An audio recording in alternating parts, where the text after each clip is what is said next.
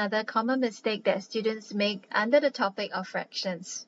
Now in part A, the question wants you to find the most number of jugs that could be completely filled with water.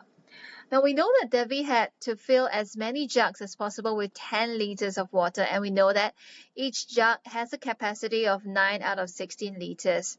So to find the most number of jugs, we can simply use 10 liters to divide by 9 out of 16. And this question appeared in paper 2, so calculators are allowed to solve for this question.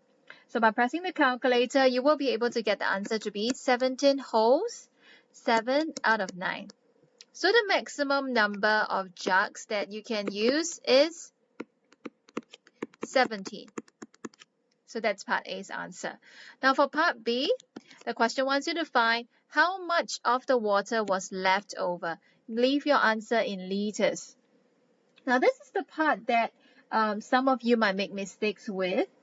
For this question, you might think that the water left over is 7 out of 9, which is from this part over here. But this is not the way you find the remainder. To find the remainder, you need to do it this way. Now, since we know that there are 17 jugs of 9 out of 16 liters, so we can use 17 multiplied by 9 out of 16 to find out the amount of water that is used.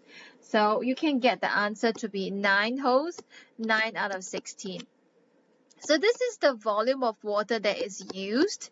And since we know that Devi started with 10 liters of water, we can use 10 liters to take away 9 wholes, 9 out of 16, and that will leave us with 7 out of 16.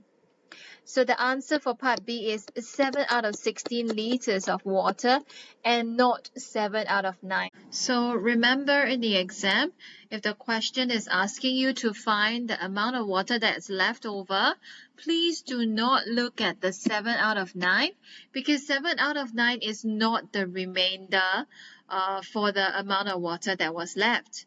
To find the remainder, you must use this method of multiplying to get the amount of water that is used, then using the total to take away the amount of water that is being used.